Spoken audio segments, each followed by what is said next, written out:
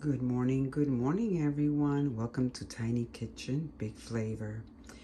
What I am making today is gluten-free pancakes that taste like old-fashioned pancakes. Yes, you heard me say it. Believe it or not, it really does taste amazing.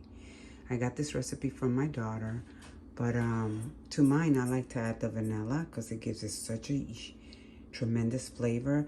And this is my preferred. If you've never tried this vanilla, go on Amazon and order it. You will not regret it. Trust me. It's the best vanilla there is. At least I'm of the opinion that it is. Okay, so what we have here is this is a baking powder, and it's 3.5 teaspoons. A teaspoon of vanilla, a 1.5 cups of flour, but I use the Measure for Measure gluten-free flour. It comes in a blue package.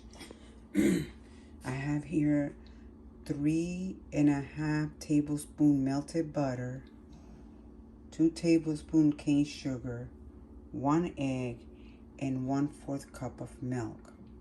Your butter needs to be melted. Now, with that being said, for those of you who are vegan, you can substitute this and the egg and add instead applesauce. And you can substitute this for grapeseed oil or the oil of your choosing.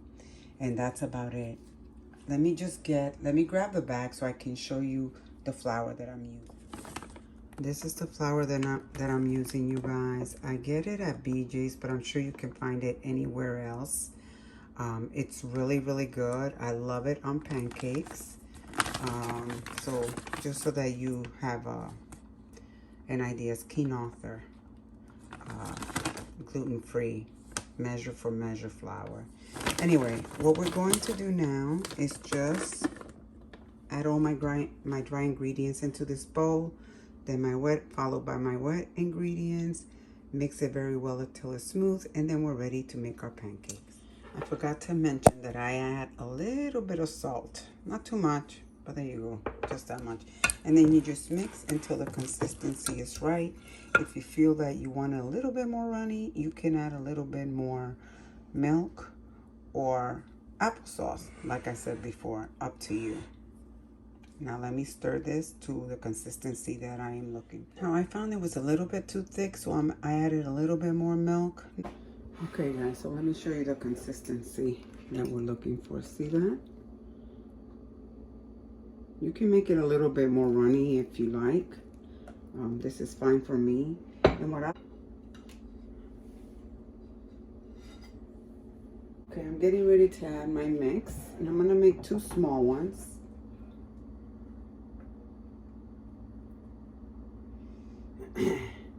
At first I start with my pan hot, and then I just lower the heat because I want it to cook. Well, I'm just going to make 1 actually instead of 2 because this is pretty filling.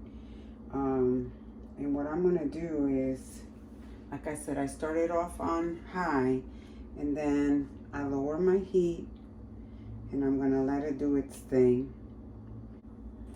Let me bring you closer.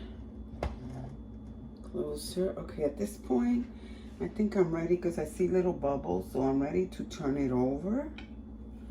And again, you don't want to cook it on high because you don't want to burn it, but look at that. That's a thing of beauty right there. So I am going to add a little bit more butter to my pan, but I love me some butter, guys, truth be told. Although I wish I had real butter. Anyway, but this is basically how I do my pancakes, and they are amazing. It tastes, I have a gluten intolerance, so I had not had pancakes in, oh my God, it's so long until I was introduced to these pancakes. And they are absolutely outstanding. So guys, if you like this video, please subscribe and give it a thumbs up.